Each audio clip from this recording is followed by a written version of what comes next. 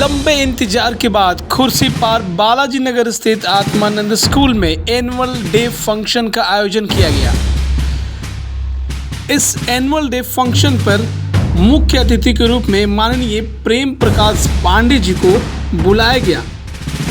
जब लोगों को यह ज्ञात हुआ कि मुख्य अतिथि के रूप में माननीय प्रेम प्रकाश पांडे जी आत्मानंद स्कूल पहुंच रहे हैं, लोगों की वहां भीड़ लग गई। आइए देखते हैं कि प्रेम प्रकाश पांडे जी ने जनता को क्या संदेश दिया। आइए देखते हैं मोर बिलाई चैनल की एक ग्राउंड रिपोर्ट। साल से विभिन्न माध्यमों से जिसमें शाला का महत्व, यहाँ के शिक्षकों का, यहाँ से जाने के बाद वहाँ के पालकों का, दोनों का मिल करके उसके व्यक्तित्व में क्या निखार लाया जाए और उसी का प्रतिबिंब यहाँ दिखाई देता है। अभी यहाँ बहुत से बच्चों को इनाम मिलेगा, कोई स्कूल में कोई कक्षा में अच्छा नंबर लाया होगा, कोई स्पोर्ट्स में होगा, कोई कल्चरल प्रोग्राम में होगा। तो ये सारी जो विधाएं हैं वो जो एक सामान्य छात्र के अंदर रहती है उसको हमको निकाल के यहाँ प्रदर्शित करते हैं और उससे उस स्कूल का माप होता है, एक पैमाना तय आदमी कहता है कि इस स्कूल में इस तरीके के सारी एक्टिविटीज़ का संचालन होता है और इसलिए हर स्कूल उस दिन अपने शिक्षक, पालक, बच्चों को अधिक से अधिक जो बेहतर से बेहतर है वह प्रदर्शन करवाने की कोशिश करता है और खुद भी प्रस्तुत करता है। जहाँ तक खुर्सीपार क्षेत्र है, इन क्षेत्रों में पढ़ने वाले बच्चे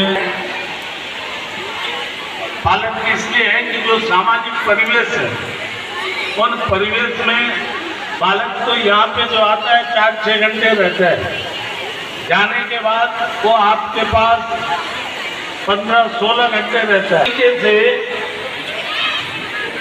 उसके अंदर जिन गुणों का आप चाहोगे कि निखार हो, उन गुणों का निखार होगा।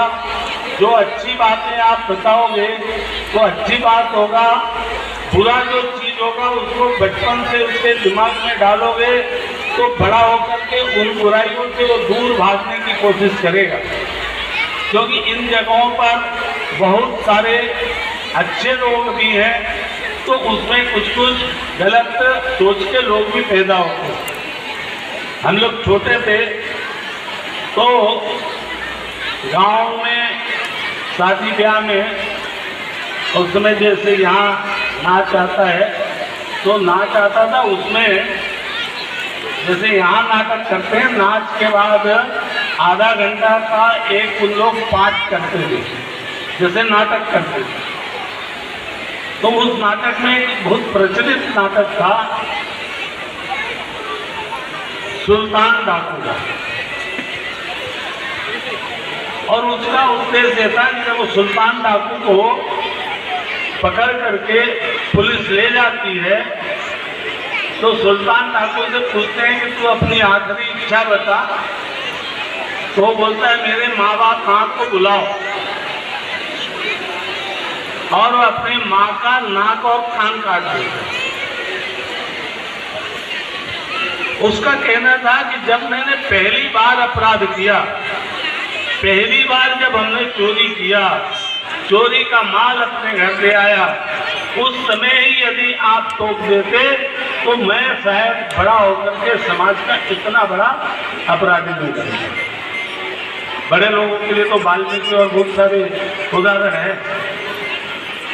इसलिए स्कूल की भी अपनी एक सीमाएं, और आजकल तो और जहाँ बहुत सारे कानून ऐसे हैं कि टीचर जो है उनको बहुत कड़े तरीके से बोल भी नहीं सकता, डांट भी नहीं सकता। हम लोगों के समय तो छड़ी मार मार के ठीक करते थे। कई बार लोग जितनी बातें होती, हम सब भी बचपन में कैंप में कुर्सी पार सब वहाँ पढ़े। हम लोग को याद है कि कैंप कुर्सी पार वालों को लोग दुरुस्त साइंस कॉलेज वगैरह में एडमिशन के लिए रोकते थे। अच्छा, आप उधर वाले हो तो एडमिशन नहीं मिलेगा।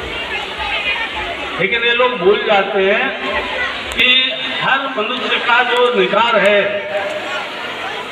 उसके व्यक्तित्व का, संपूर्णता का अगर निखार और कोई मेहनत करता है, पूरा डिवोशन और डेडिकेशन होता है, वो विपरीत परिस्थितियों में होता है।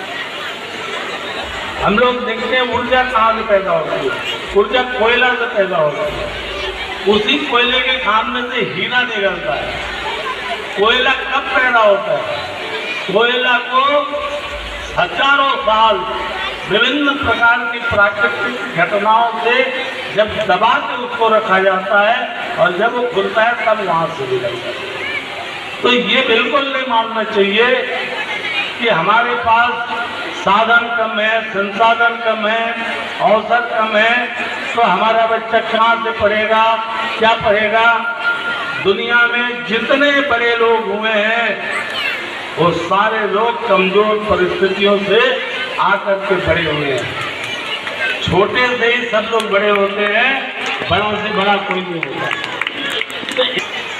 मैं प्रदेश की सरकार, जिला के सबको धन्यवाद देता हूँ और उससे बड़ा फायदा होगा।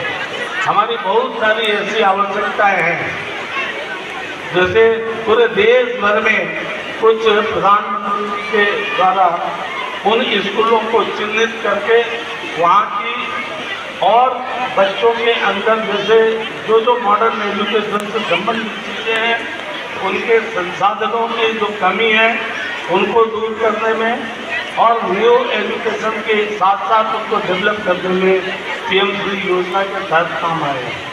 इसलिए यहाँ के छात्रों को पुनः एक बार जो भविष्य में अच्छे हों।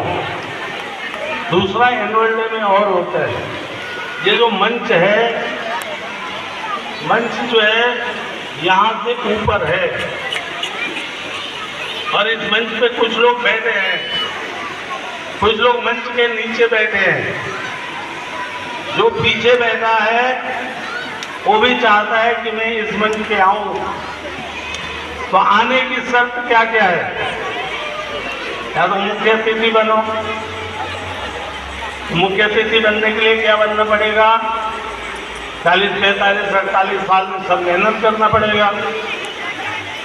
या फिर वहाँ अध्यक्षता करो, पार्षद बनो, या भूतपूर्व पार्षद बनो, या प्रिंसिपल बनो, या टीचर बनो, या वो बच्चे आएंगे मंच पर जो 90%, 95% जो एक्स्ट्रा मार्क्स अधिक लेके आएंगे, कुछ अच्छे खेल कूद में होंगे।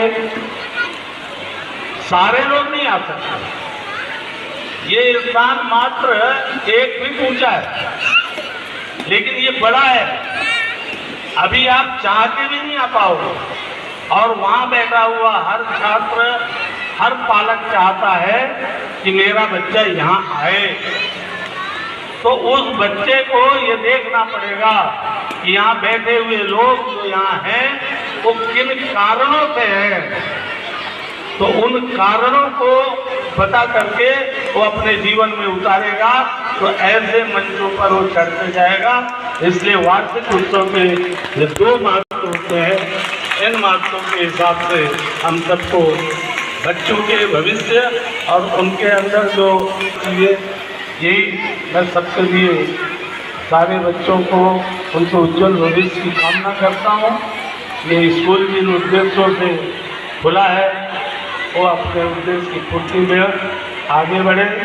स्कूल और स्कूल के चलाने वाले सारे टीचर, स्टाफ, यहाँ के स्टूडेंट, उनके गार्जियन, सबको बहुत बहुत बधाई, बहुत बहुत धन्यवाद।